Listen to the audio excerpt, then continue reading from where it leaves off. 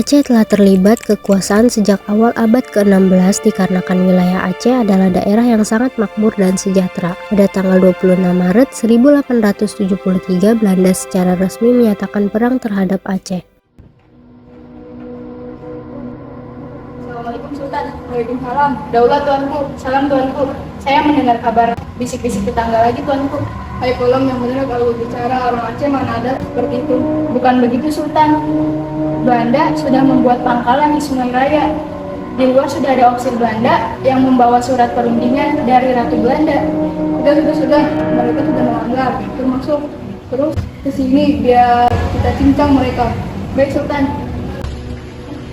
Salam sejahtera Sultan. Saya Van der Wijk from Belanda. Utusan Jenderal Kohler dan Baginda Ratu Belanda mengirim surat perintah kepada Kesultanan Aceh. Hai pejabat Belanda, apa isi surat itu? Halah, dasar Belanda bodoh. Kenapa kau diam? Jangan banyak basa-basi, kucolok hidungmu nanti. Sorry Sultan, akan saya bacakan surat ini. Bersama surat ini, saya, Jenderal Kohler, dan Yang Mulia Ratu Belanda meminta Kesultanan Aceh untuk bekerja sama dengan VOC Belanda dalam menjalankan perdagangan antar Eropa. Dengan syarat, daerah Aceh juga akan menjadi wilayah VOC untuk memproduksi rempah-rempah. Hasilnya akan diberikan secara merata kepada Kesultanan. Kami berharap pihak Kesultanan akan merespon surat ini dengan bijaksana. Karena sungguh, kami dari pemerintah Belanda tidak ingin terjadinya peperangan. Oh tidak, jika kalian ingin menjajah bangsa kami seperti yang lain, kami memilih perang.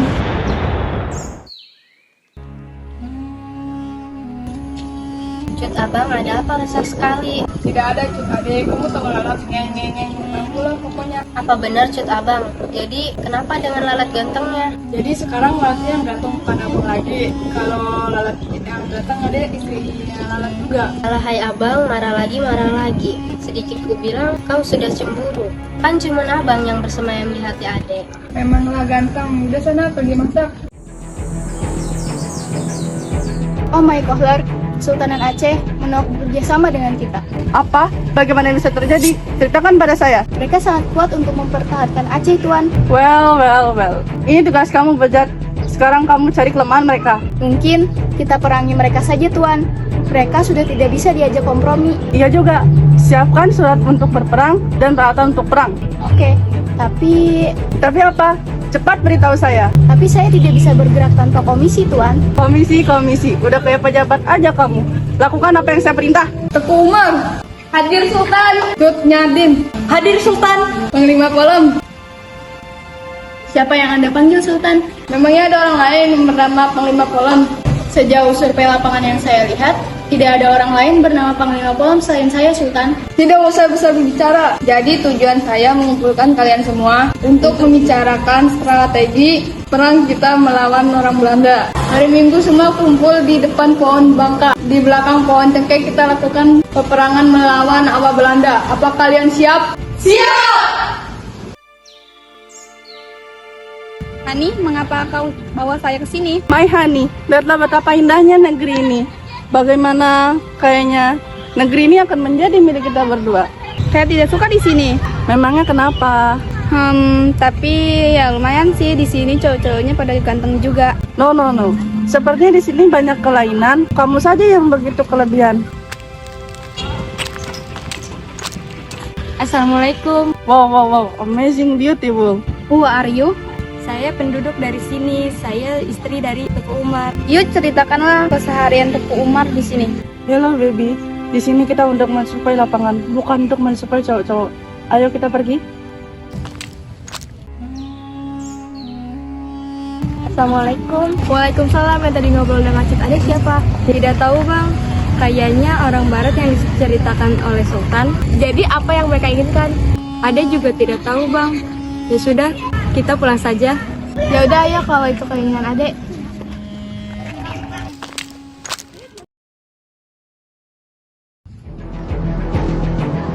Manakah Belanda itu apabila dia on time? Udah siang hari ini pun burung hidungnya tak nampak. Kita tunggu sebentar lagi. Pokoknya Itanyo bersiap segala medan.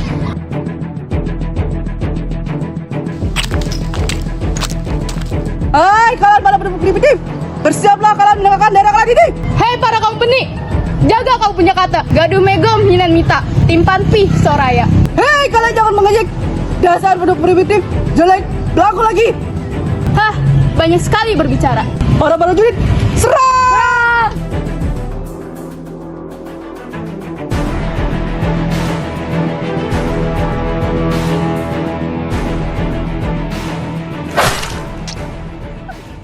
Kenapa bukan kamu yang mati? Seharusnya orang yang ada di sini.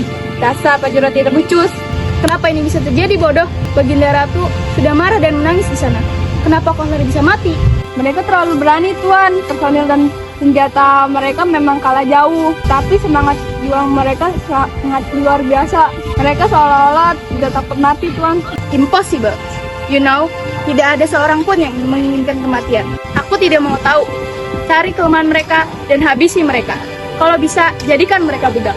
Tenang saja Tuan, saya punya taktik untuk melumpuhkan mereka. Ternyata rakyat Aceh sangat menghargai para ulama. Jika kita menculik ulama tersebut, maka mereka akan lemah dan dengan begitu mereka akan kalah. Ya, pemikiran yang bagus. Kalau begitu, siapkan keperluan dan bersiaplah untuk melakukan serangan kedua. Dan juga, siapkan kapal untuk mengirim mayat Kohler ke Belanda. Permaisuri dan Sultan Muhammad Syah pun diculik oleh prajurit Belanda.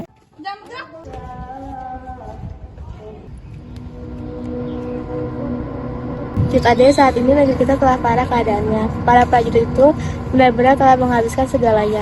Setelah para ulama ditawan, para prajurit dipaksa untuk menyerah.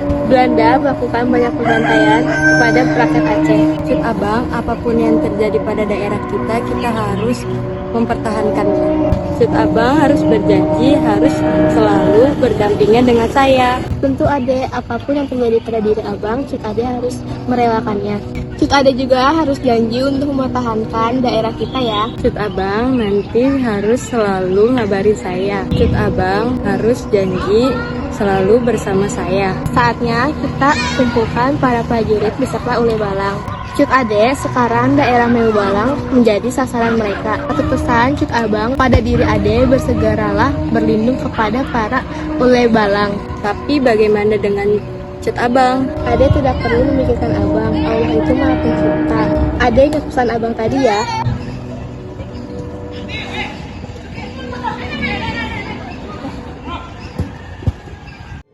Tahun 1899 terjadi peperangan di Meulabo. Saat itu panglima perang adalah Teuku Umar. Peperangan hebat pun terjadi. Peperangan itu menewaskan banyak rakyat Aceh dan salah satu di antaranya adalah Teuku Umar. Perjuangan tak terhenti di situ. Cut Nyadin tidak terima jika suaminya telah meninggal. Ia pun mengambil alih jabatan panglima menggantikan posisi Tuanku Umar. Perlawanan terus dilanjutkan hingga proses kemerdekaan terjadi dan Aceh langsung masuk sebagai wilayah Republik Indonesia. Beberapa tahun kemudian, Cut Nyadin ikut ditangkap oleh Belanda. Beliau diasingkan ke Sumedang, jauh dari tanah kelahirannya. Hai wanita tua, perjuanganmu sudah sampai di sini. Serahkan saja negeri ini pada kami. Izinkan saya memberikan pesan-pesan kepada Cut Aceh. Tidak peduli, prajurit bawa dia.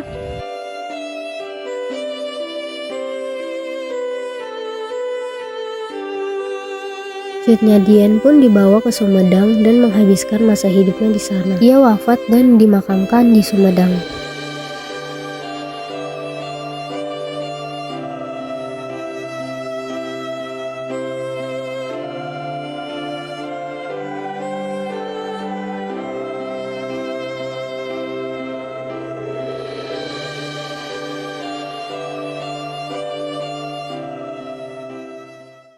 Sorry Sultan, akan ku Bangla ganteng. Dia sana pergi masak, pulang lagi rumah aja. Apa? Bagian dulu. Iya, salah. Gimana tuh sono? Udah. Dihitung. Tapi apa? Cepat beritahu saya. Ulang. Ya udah ya, ini serius. Maya nih, lihatlah betapa indahnya negeri ini. Bagaimana? Hitung. Pakai ini. Who are you? Who are you? Assalamualaikum. Waalaikumsalam. Assalamualaikum dong bang. Nggak bisa pakai bangnya.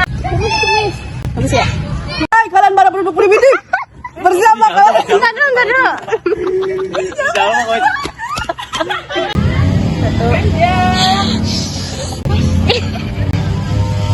Oh, lagi take video ya? Dia udah nunggu. Adek. Adek.